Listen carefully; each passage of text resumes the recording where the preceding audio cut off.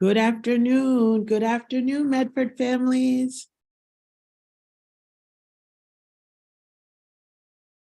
I see a lot of families still logging on, so I'm going to give us maybe 1 or 2 more minutes just to give a few more members of the community a few minutes to jump on to this afternoon's presentation.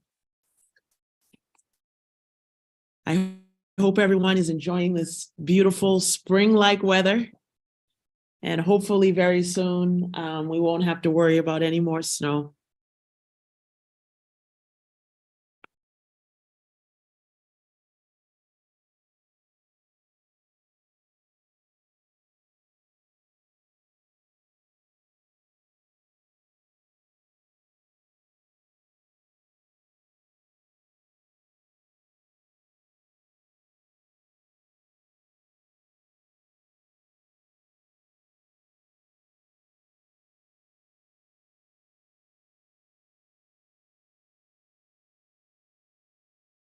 Good afternoon.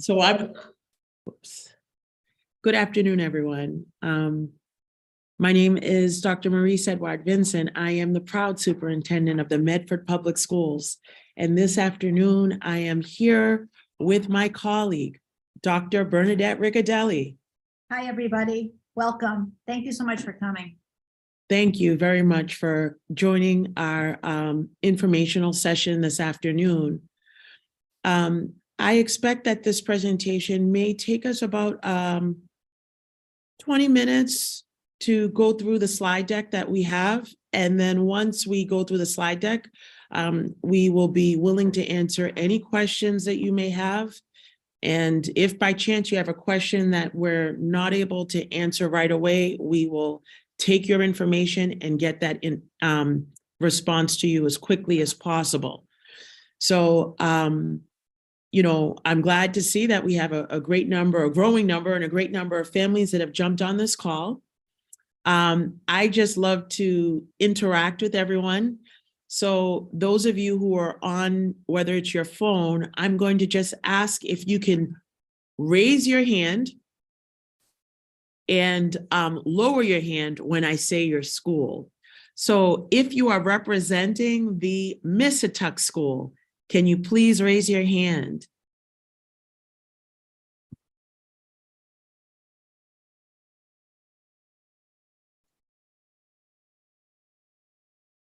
Okay.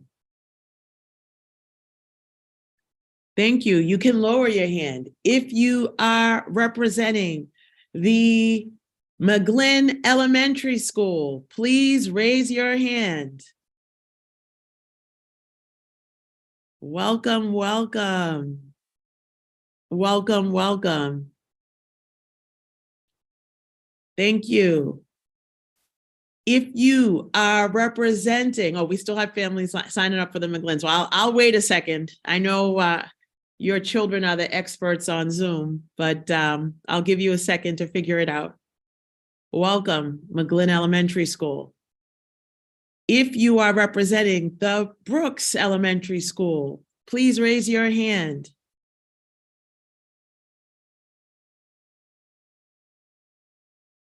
Welcome, welcome. Seeing a lot of families, hands going up. Fabulous. Thank you so much. And you can lower your hands if you are representing the Roberts Elementary School. Please raise your hands. Welcome, welcome. I see you. I see you. Fabulous. Thank you so much. And I see some of our wonderful little Mustangs right next to you. Welcome. Our wonderful 5th graders. You're going to be 6th graders next year, going to middle school. So it's a big, big transition, but it's going to be a wonderful, wonderful experience for you. Thank you. So all of those, I see you, Bill and Rosarda and Carl, and it looks like Sweeting. I see you. You can lower your hands. Thank you for indulging me. And maybe later at another point in time, I'll give you an opportunity to use the reaction bar, and you can react with a thumbs up or react with a happy or laughing or hopefully something wonderful that's said. So we're here today to discuss the middle school lottery for the Medford Public Schools. And what I'm going to do is I'm going to take you through a slide deck, an informational slide deck with data kind of telling you where the middle school lottery started, the beginning, and then where we are right now. So just give me a moment. I'm going to share my screen with you. I also saw that we had some administrators on the line. And so I want to thank those administrators for jumping on. Thank you, Dr. Cushing. I saw Miss Demos online, and I'm not sure, some people don't have their names showing, but thank you for jumping on, and I'll keep my eye out to recognize any other administrators who may join the call. Thank you for that. So just give me a moment to share my screen. And hopefully everyone can see it. And I'm going to begin the slide deck. So the name of the slide deck is Correcting the Imbalance. And in 2019, that was the first time that the lottery was actually done. So what I'm going to share with you is the history of why Medford Public Schools has a lottery. What you're looking at right now is a demographic data for the McGlynn Middle School in 2019. And if I just move to the next slide, this was the data for the racial breakdown of data for the Andrews Middle School. In addition to the racial breakdown, that there was a noticeable disparity between the two schools, we also, at that point in time, were able to show you the socioeconomic status breakdown. And so this was the McGlynn School. And the next slide was the Andrews School. So this was data, this was a problem of practice that was presented to me when I came to Medford with how would you propose finding a way to better balance the two schools, because there were significant discrepancies between the two schools that you could see that there were differences, not only in racial breakdown, but also in the socioeconomic status of the students that were attending the schools. And so there was an ask of how could we make the two communities become better balanced. And so we knew that we wouldn't be able to have both schools be exactly the same, but how could we bring about greater balance between the two schools? And as a result of that problem of practice, that challenge that we were facing, the middle school lottery was birthed with the intention of better balancing the two schools. They're both middle schools, which you know. They're both essentially located on the same campus. You can look out the window and you see one building. You look out the other window and you see the other building. And so there were a lot of questions about why was there such a discrepancy. And let's do a lottery and see if we did a lottery, would the data change? And so the next two slides that I'm going to share with you are this year's current data. So with the birth of the lottery, it did change.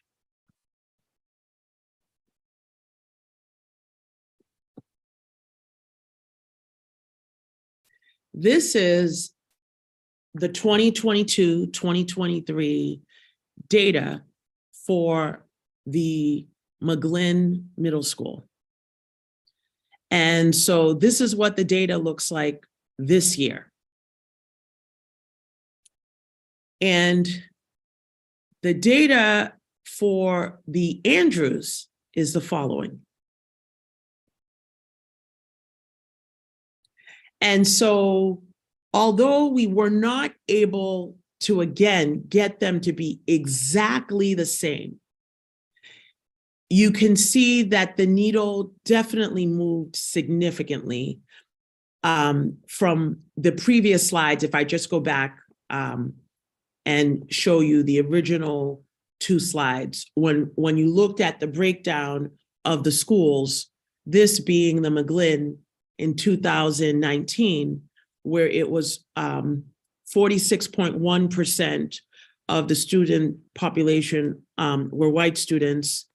And the following slide, excuse me one second, the following slide showing the Andrews, where it was 73.6% in 2019. And if we advance once again to the McGlynn, right now it's 56% of our population is comprised of white students, and all the other races are also identified. And 61% of our students at the Andrews are of Caucasian descent, and all of the other subcategories have also shifted. So there is definitely greater balance, between Native American, Hispanic, Latino, Asian, African American, and then multi-race. So again, you can see that the schools, again, although not perfectly balanced, but better balanced. In the McGlynn, 13% African American, 10% Asian, 15%, 15.6% Latino, Hispanic, and 0.2% Native American. So this is just to share with you again, kind of what was behind the lottery taking place for the Medford Public Schools. So what does the lottery look like? This is a summary. 50% of students at all of our 5th grades at every elementary school will be assigned to one school, the Andrews, and 50% will be assigned to the McGlynn. Again, to the best of our ability. Now, there are a few caveats that I want to explain to parents. If a student has a program level, a specific educational need, whether they're an English learner or if they were to be a student with disabilities, they would be placed in the school that offers that particular program. So with the lottery, we have something with sibling preference. If you have a child that's currently at the school and will be at the school at the same time, as a parent, you have the option to select sibling preference. And also for parents that have twins or children that just want to be separated, you also have the option to opt out. So if you have one student at one school and you're like, I don't want to activate sibling preference, I want it to be, an authentic lottery experience, then if that is the case, your child will go into the lottery. And as they go into the lottery, you take your chances, and it's a 50-50 chance. Please note that for sibling preference, the sibling does need to be either in 6th grade or 7th grade. So you would essentially have 2 children in attendance at the same time. And there was one other tiny note that we had for our English learner population. We allow buffer seats, and I'll explain that a little more as we go forward. So here is an example of a sample school.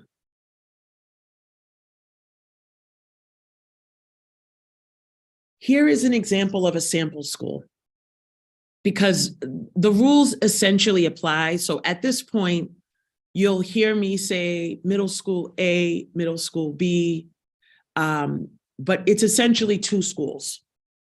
So there are 103 students in a fifth grade class, in a fifth grade at one of the elementary schools. We add an additional 3 buffer seats for our English learner population. Some of you may be saying, why do you need to add buffer seats? Well, our English learner population, they enroll within the district on a rolling basis. So it's not as if all students are able to start on the first day of school in August. Some students may, transfer to Medford in November. Others may come in January. And so as a result of it being a moving number, we added 3 buffer seats in for each school for a total of 12 seats for the district. I can say to you now that we've done the lottery multiple times, we have exceeded those 12 seats. So the sample school has 106 seats total. In this model, the lottery is taking place. 20 students are classified as English learners, and they will go to middle school A because middle school A offers the English learner program. There is 1 student that has a middle school A sibling preference. There are 7 students that have a middle school B sibling preference. 2 students have a program requirement to go to middle school A special education program. 1 student has a program requirement to attend middle school B. 12 students have an IEP that will need to have their own separate lottery, their own draw. And for that group of 12 students, we do a separate lottery because we try to balance the caseloads between the 2 schools. So in essence, those 12 students would be in a lottery and 6 would be assigned to middle school A and 6 would be assigned to middle school B. So once we do all of those deductions from the 106 students, there are 60 students that enter the general lottery. So those 60 students do not have a sibling preference or their parents opted out, and they do not have a special program requirement.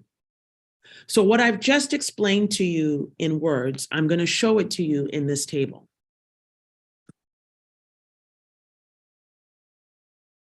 Oops. The table's coming. 50% of students from each elementary school will be assigned to one of the 2 middle schools. So what I explained to you, based on the 106 students, we divided that to be 53 students attending school A and 53 students attending middle school B. And the breakout shows you the specific requirements. And so for middle school A, 29 students were already accounted for. So of the 29 students, the remaining 21 students, plus the 3 buffer seats, would give us the total of 53 students for middle school A. And for middle school B, the breakdown is similar. And there would be 39 students drawn from the lottery. So this is the breakdown in a table. For those of you that are visual learners, I know that I said a lot of words, but this is what it looks like. Total 106 students, and how those 106 students got divided based on their programmatic needs or requirements. And the highlighted yellow bar shows you how many students entered the general lottery after the required categories were addressed. 21 students would be assigned to middle school A. 39 students were assigned to middle school B. And this is the process that will take place when we actually do the lottery, and it will take place for every school. So again, this is an imaginary school, but I want you to see what the process is that will take place. So on April 12th, when we do the lottery, and it's a random lottery, a number generator, and there are a lot of other specifics. I'll have Dr. Riccadelli talk about those specifics to you, but I want to just continue to take you through the slide deck. And hopefully, again, if you have questions, we're going to take questions at the end, but I hope I'm being clear. I mentioned earlier about our English learner students. We do have a growing EL population across the entire district. We have newcomers. And so we reserve 12 seats at the McGlynn Middle School because the McGlynn Middle School houses our EL program. So I want parents to understand that that's the building where all the English learner educators are assigned, and that particular program is housed at the McGlynn Middle School complex. So the 3 buffer seats that are added, it's in the end, it's 12 seats that are coded as a buffer for the bodies that will be coming over the course of the entire school year. So here is a timeline of events. We are on the Zoom call right now. This Friday, March 24th, there's going to be a special letter going out to you. And that's the sibling opt-in, opt-out form. So I'm going to have Dr. Riccadelli just talk about that for you. Okay, so I'm in the same room as the superintendent, but I'm not sure if you can see me. So yes, this Friday in the evening, I believe it is set for 8 o'clock. The letter is going to go out. So what we have been doing in preparation for the lottery for the past couple of months is going through identifying those students who have siblings. So again, any student who is in grade 6 or 7 this year at either the Andrews or the McGlynn. So we've identified those students. We have identified students who are on an IEP. We've identified students who are in special programs. We've reached out to principals. There's a lot that has been going on behind the scenes before any of this has occurred tonight. So again, if you have been identified as someone that can assert their right for a sibling preference, you will be granted, you'll be given a letter, will be sent to you from MS Lottery. If you do not, you're not going to receive that email. So I don't want everyone to think they'll be receiving an email, only if you've been identified as having a sibling. If you have children who are in the school system who you believe you should have received the letter, you can reach out to us, and we certainly will follow up. I believe at this point you probably have received a letter from the superintendent. I believe it was scheduled to go out right around 5 or 5:05 today. I believe Dr. Cushing was pushing that out, and it does have all of the information. It has the dates for all of the events. So beyond, so today, Wednesday, the 22nd, we're here in the Zoom session. Friday, the 24th, we have the sibling letters going out.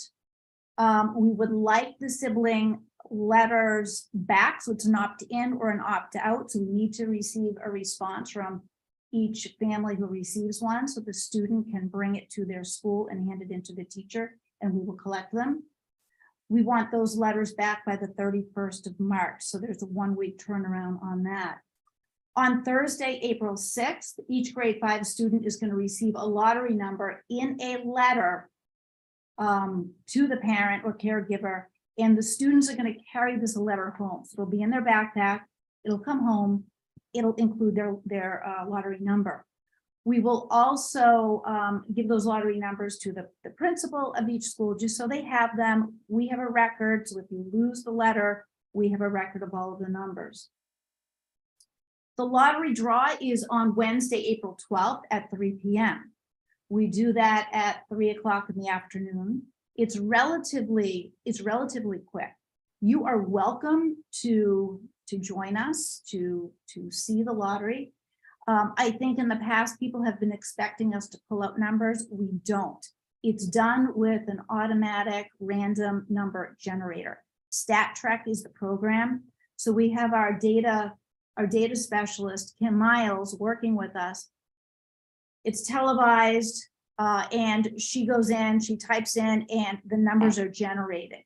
Those numbers will be posted to our website by the evening on that day. It's usually within an hour, as soon as we can get them up onto our website. And then the official letters are going to go out with the assignments. The middle school assignments are going to go out on Monday, April 24th.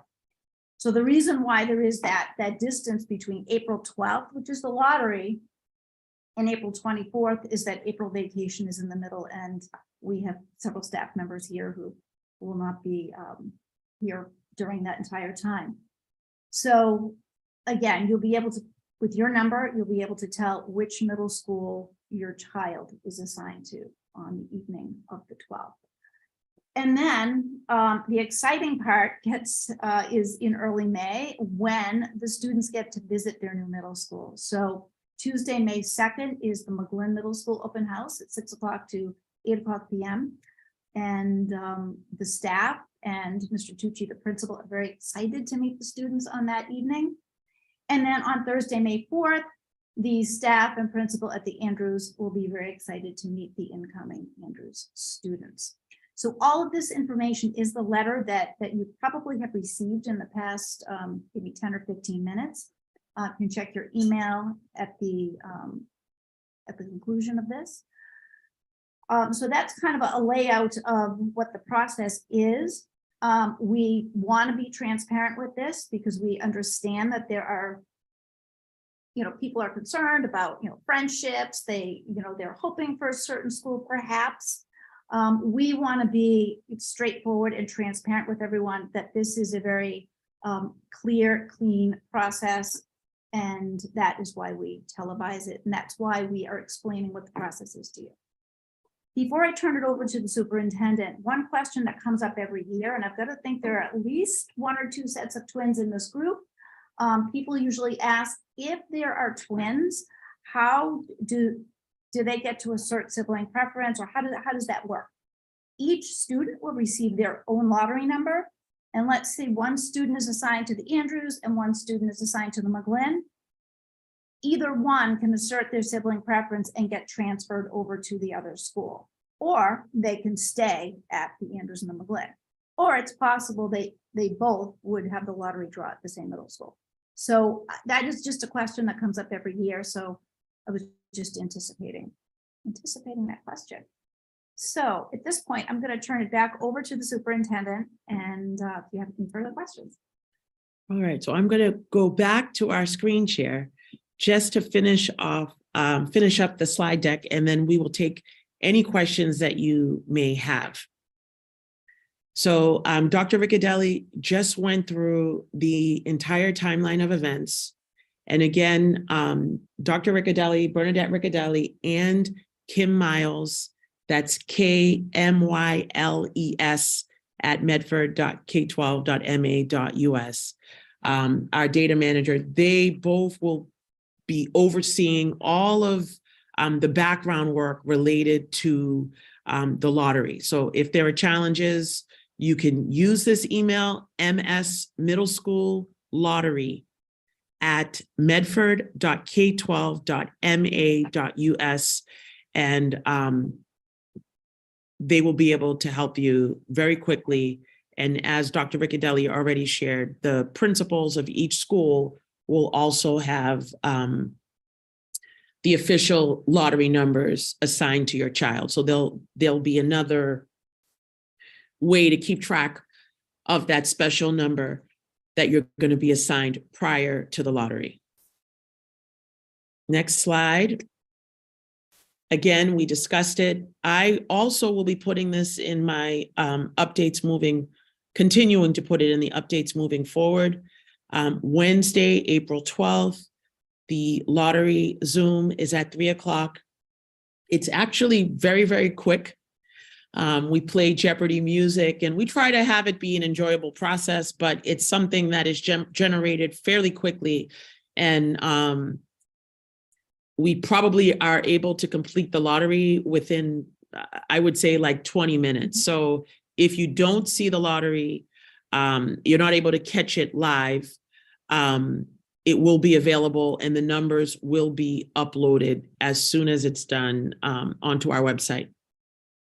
So the Zoom link is there. And then finally, the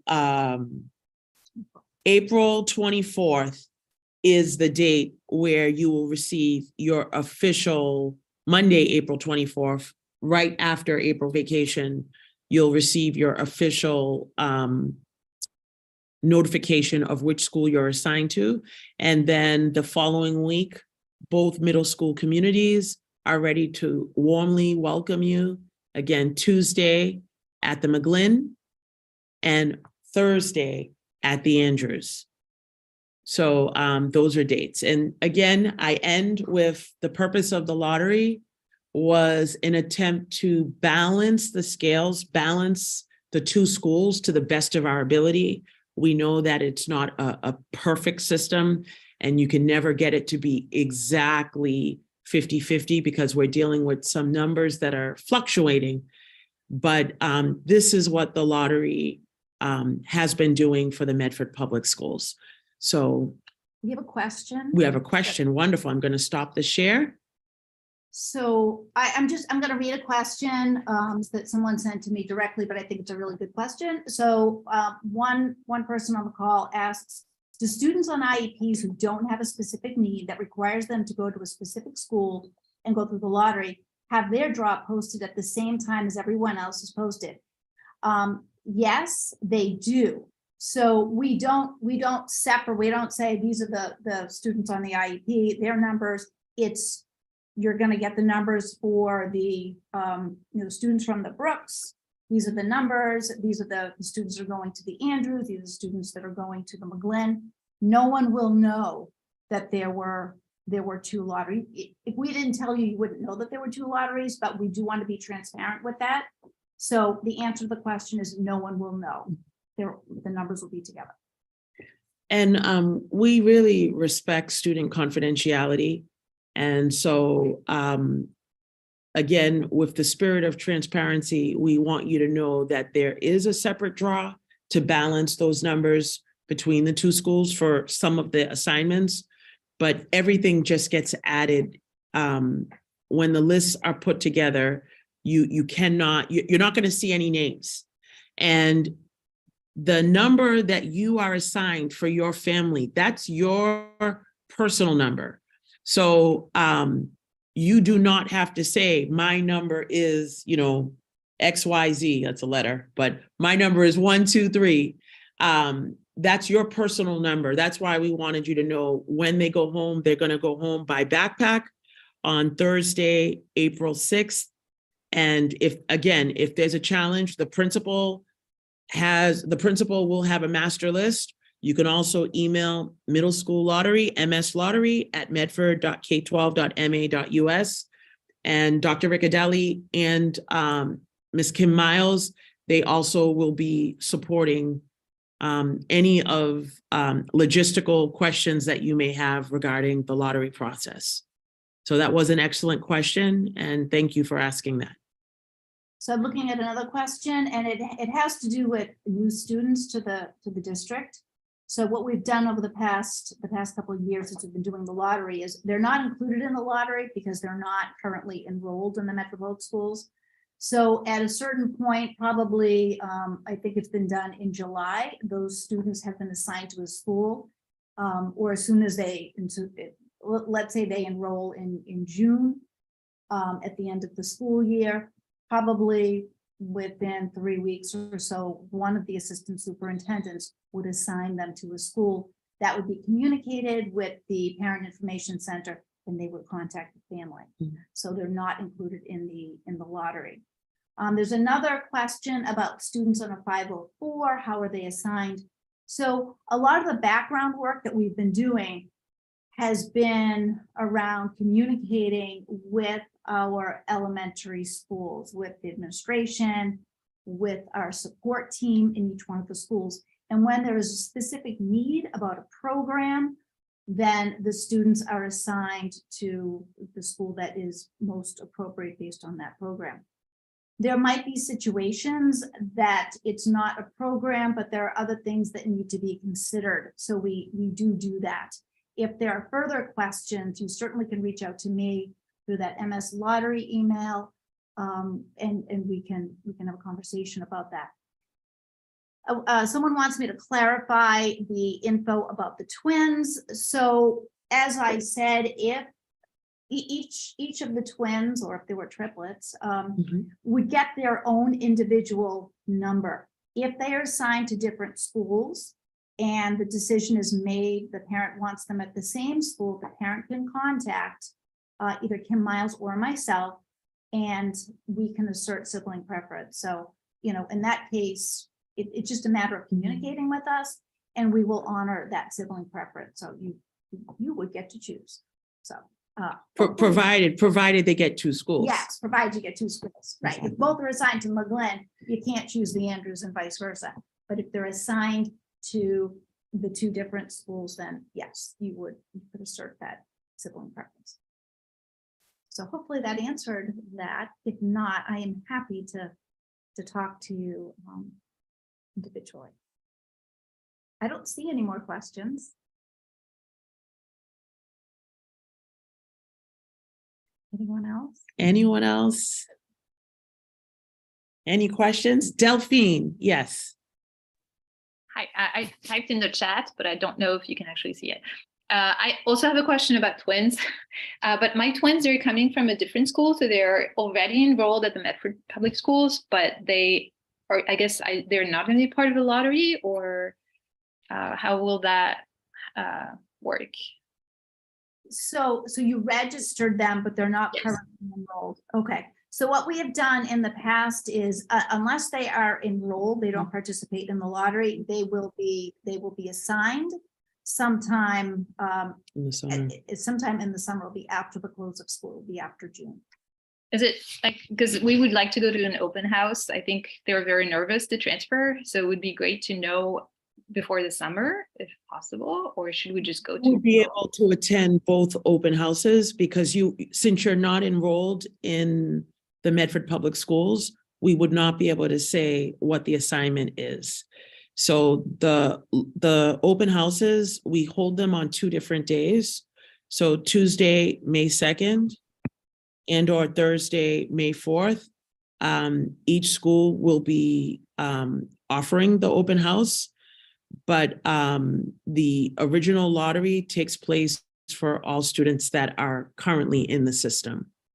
And what if I've already been to the registration office? Does that mean they're still not in the system? Or? Because they're currently attending another school. Okay, Right now. okay. So because they're attending a different school, you've begun the registration process, but registration is officially complete when the students. Okay. Okay. Yes, but all of the prerequisites, what needs to be there, all those all of that documentation would be there. Okay. All right. Thank you. You're welcome. All right. So I see another question, and this This is about if the sibling is currently at the McGlynn Elementary, would the middle schooler go to the McGlynn or just be part of the lottery? So this is something that came up a couple of years ago, and we decided that yes, if that that would be considered the sibling relationship. So if you wanted to assert the sibling preference and just go to McGlynn, that would be fine. So those individuals have been identified, and those individuals who have a younger sibling in the lower grades at the McGlynn can opt to do that. You will get a letter if you've been identified as that. So And some, yes. the answer is yes. And some families actually, opt to say, I would like to go through the lottery experience and, take my chance 50-50 to see what school my child will be assigned to. So that also has happened. Okay, so I see another question about the differences in the schools. So I'll talk a little bit about the general education experience. So both schools mirror each other when it comes to the general curriculum, the core curriculum: English, math, science, social studies, art, music, World computers, world language. They're all of the same curriculum. Obviously, there are different teachers, but it's the same curriculum. In the middle school, those subjects are organized by department. So they have common department directors that hold meetings, that hold those teachers accountable to those common standards and the common curriculum. So there's a lot in common with what is taught. The physical structure of the school is, well, obviously a little bit different because the McGlynn is a pre-K to 8 school, whereas the Andrews is a grade 6 through 8 school.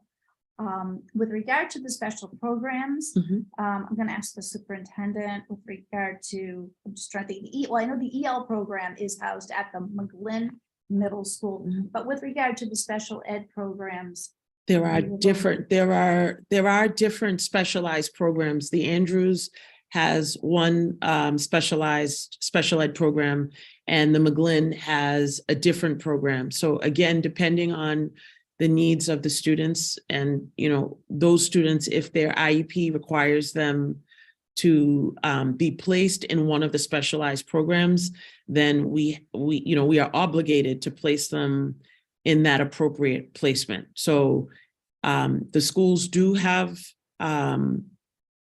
they both service students with special needs, with disabilities, and they both, the McGlynn is the only school that does service our students that are English learners. So that is I think the one key difference, that the English learner program is not at both of the middle schools. There are special licensed teachers, and they work together as a team in helping our students move through the English language development levels. So that is how they do work. I hope that answers that question. So someone asked, I think maybe one person had asked for my email, my contact information. I put it in there for everybody. So again, there's that MS Lottery, or if you want to reach out to me directly, my email is there. All right, so someone is asking about how do they know if their child's IEP needs are dictating their placement? Is there more specific info on which IEP services are specific to which schools? So we're talking about a student who is on an IEP and receives, support in a class. It's general support. That's where we do the lottery. So where with that second or sub lottery within the larger lottery is done, because we have the same programs at both schools. It's when you get into those more specialized special education programs that are specific, that's when they are assigned to an individual school. So I guess that's my best answer on And that. then, and if if additional guidance is needed in the area of special education, we can definitely have you speak with the ETLs in your respective buildings. And Ms. Joan Bowen is our Director of Student Services. But we want to make sure that we do respect student confidentiality. So when the lottery was created, we wanted it to be as equitable as possible, but at the same time, we are required to make sure that we are providing the required services for students in the right programs.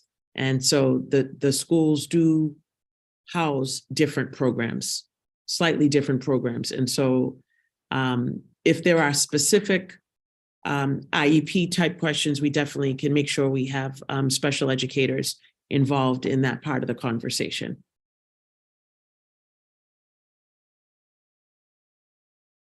So I know I didn't know you were going to have such wonderful questions. So this is a wonderful, inquisitive bunch. I can only imagine what your rising sixth graders are going to be like.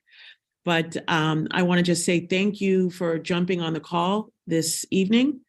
And thank you for all of the questions. I see Sarah, you've raised your hand. Sarah, will take your question.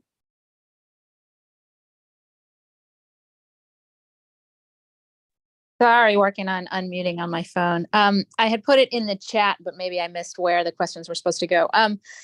Could it be spoken to just a little bit what the opportunities are for students from the two different schools to see each other, if there's any programming or time during the day where that happens, and if not, or even also, I had heard that there was also subgrouping within the schools. There's like a group A and a group B at each school, that maybe that only was during the pandemic, but that the groups were sort of further subdivided into groups within the schools. Is that still the case? And if so, is there, Yeah. what are the opportunities for students to socialize sort of at the middle school level with students that are either in the other school or in another group within their school? So the first piece that I would definitely want to just share is that if we're anticipating about 300 or so rising fifth graders, it could be a little over 300, that number is split in half. And when you think about class size, you're not going to be able to have one class of 150 students, taking grade 6 math. It's not the college level.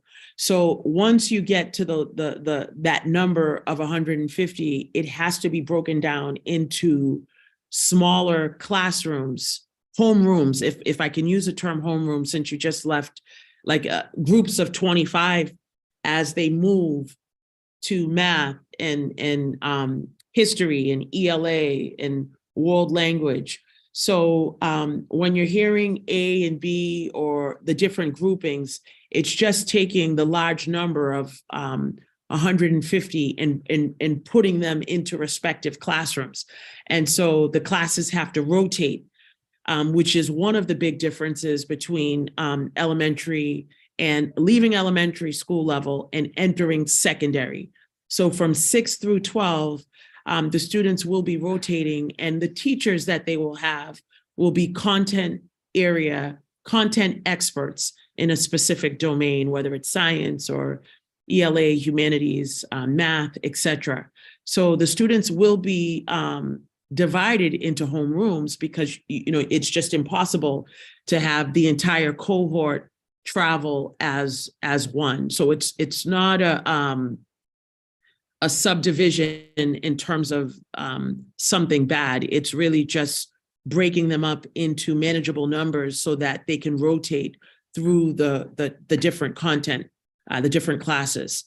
In terms of opportunities for the middle school students to actually engage and see one another, those would be primarily after school opportunities, because both schools have a significant amount of club offerings, and we're part of the GBL, the Greater Boston League of Athletics. So sports are also available at the middle school level.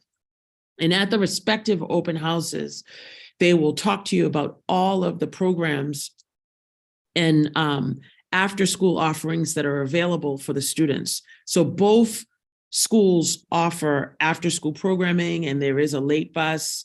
And so you have from arts, you have sports, you have chess. I believe there's a chess club. There may be like acting or drama.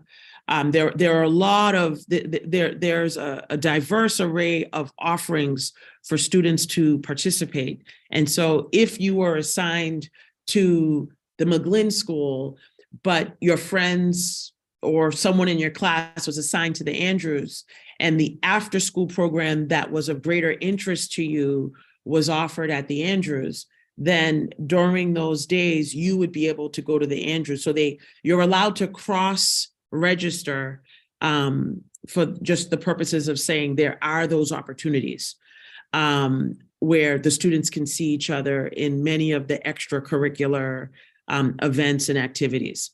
Also, because of how transportation goes, if students were taking the school bus transportation, then they would be on the same buses in the morning and in the afternoon, because the buses drop off at both schools. So they're on the same transportation. So they could see each other at the start of the day, see each other in extracurricular after school programming activities, and then be together when they're leaving, or be together playing sports. So there are definite opportunities for the students to be together. Great. Could I just follow up on one thing you said, just to make sure I understood it right? You said that students are sort of assigned to, we'll call it a homeroom. Does that mean that they stay with the same, classroom size group of kids through all of the subjects, or like for each subject that just gets reshuffled? The answer, this is Bernadette speaking. The answer is no. So it's not it's not a tracked group of students. So I want to, talk a little bit more about what the superintendent said about the teams. So we're broken up into teams. So there's an A team, there's a B team in grade 6. The team A, so the students that are assigned to team A, do have the same science teacher, math teacher, history teacher, and English teacher. And then language is a little bit different because we have 3 offerings for language. But those students are not necessarily in all of the same classes together. So I hopefully that answers your question. So they have the same four teachers, but they may not be in the same English class with the same students. So there's a rotation.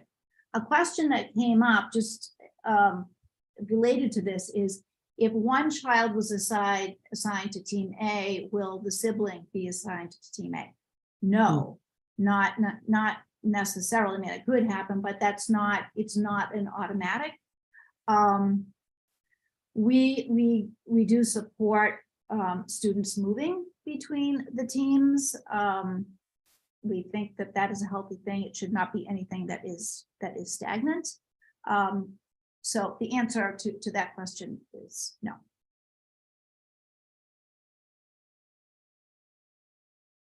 Any other questions?